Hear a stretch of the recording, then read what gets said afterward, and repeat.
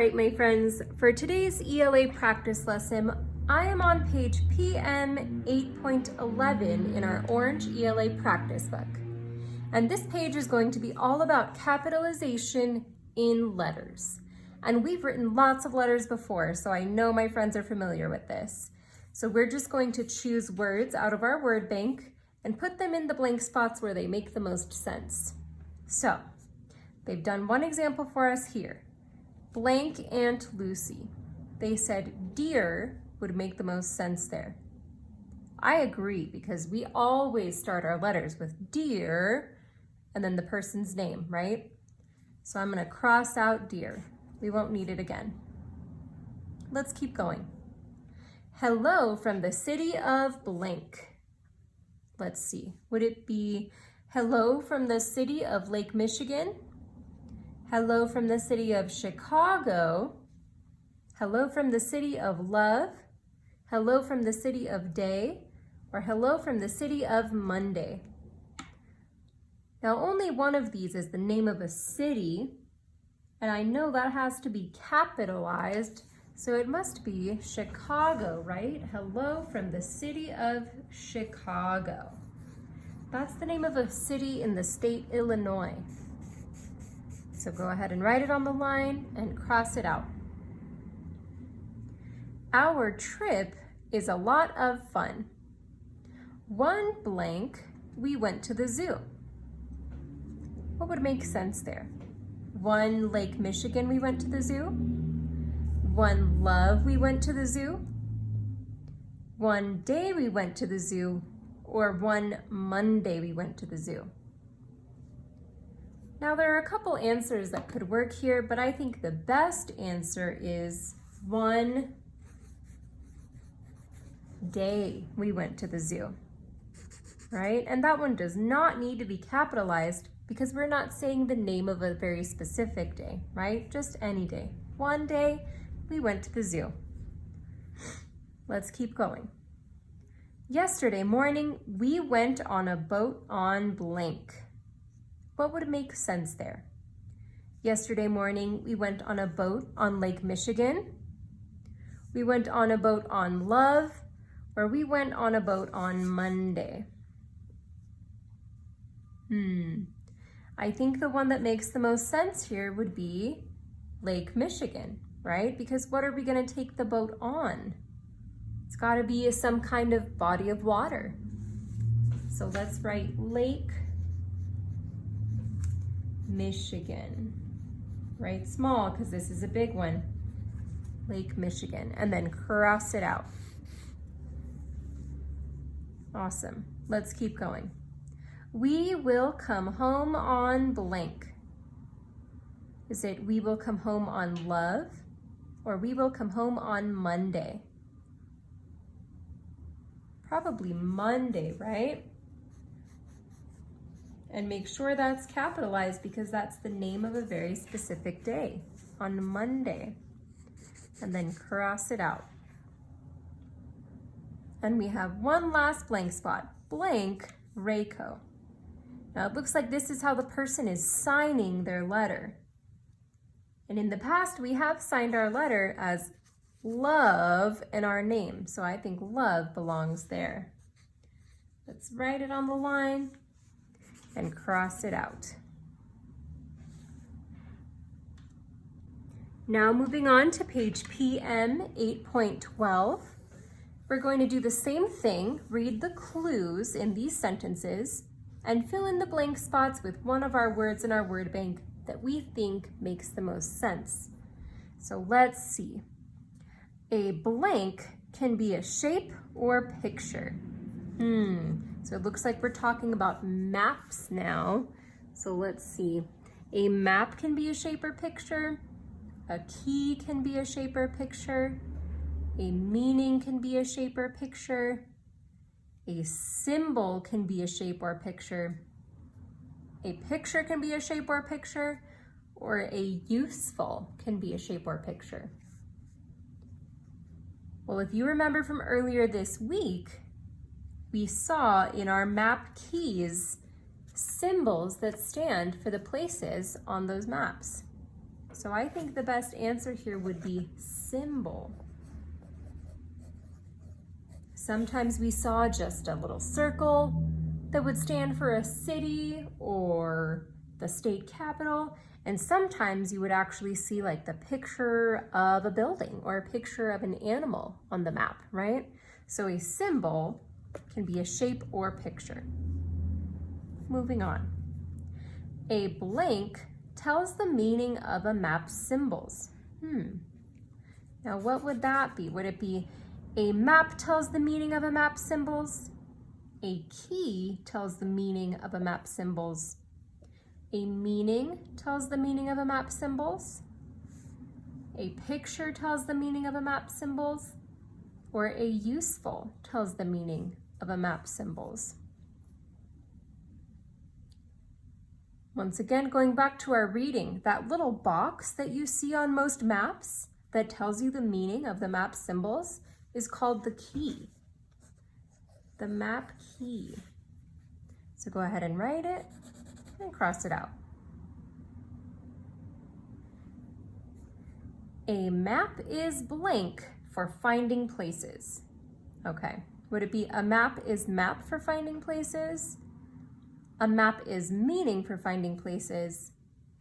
A map is picture for finding places? Or a map is useful for finding places?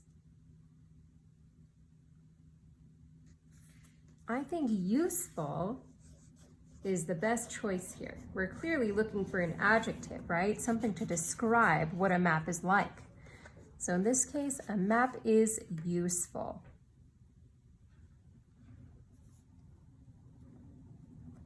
He drew a blank of a house. Would it be he drew a map of a house? He drew a meaning of a house? Or he drew a picture of a house? Now there could be a couple good options here, but I think if we're talking about drawing, we'll say he drew a picture, right? I could be wrong, but I believe that's the right answer. We could say he drew a map, but I think we'll be using map for something else, right? So he drew a picture of a house. Awesome. Look on the blank to find the library. Let's see, would it be look on the map to find a library? Or look on the meaning to find the library? I think it would be map, right? Look on the map to find the library. And we have one left, but let's just make sure it fits. So a key shows the blank of a symbol or sign. A key shows the meaning of a symbol or sign. Yep, works for me. Let's write in meaning and cross it out. All right, my friends, moving on to page PM 8.13. This is going to be all about our reading from earlier in the week called If Maps Could Talk. Now, we read this before, starting on page 210 in our anthology. So I'm going to be using this to help me complete this page in our practice book. So I'm going to look at the first map we see on page 213. I'm going to find a symbol from there, and we're going to write down the meaning of that symbol and draw the symbol. So let's take a look at this map first. All right, so this is the map of the Wet and Wild Water Park. So let's say, I want to know what these little green rhombuses are standing for. So look at the key and tell me what those symbols stand for on our map.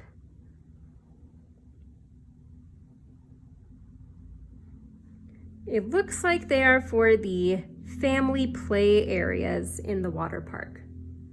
So I'm going to draw that symbol first right here.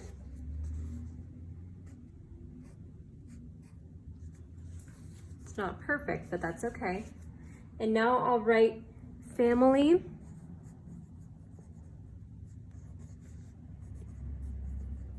play area. Awesome. Let's do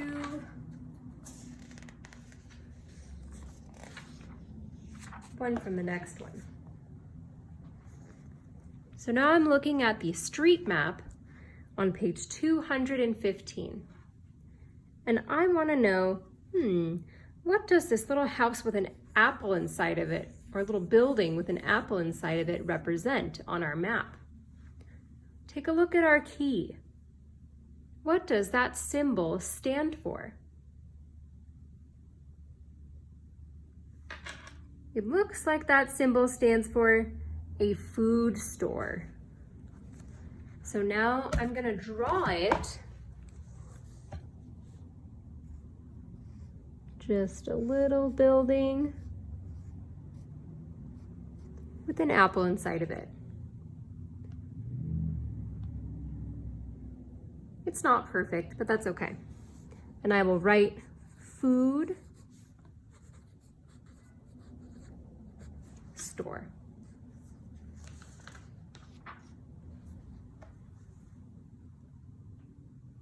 Let's do another one. This time I'm looking at page 217 on this road map. And I want to know, what does this stand for? This little circle with a star inside of it. What does that symbol stand for on our map? Let's take a look at our key to find out. I see the symbol right here. Looks like it stands for the state's capital. So I'm going to draw my symbol, just a circle with a star inside of it. And next to it, I will write capital. The state's capital is its largest city.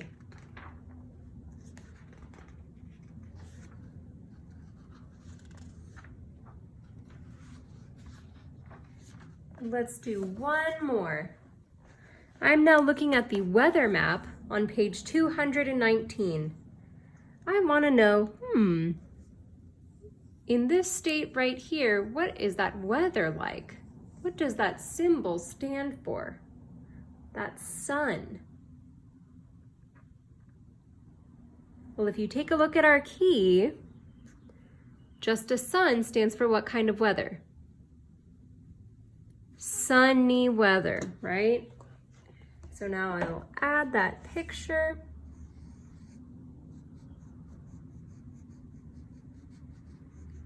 Just a quick picture of a sun, doesn't have to be perfect. And I will write the word sunny for what it means.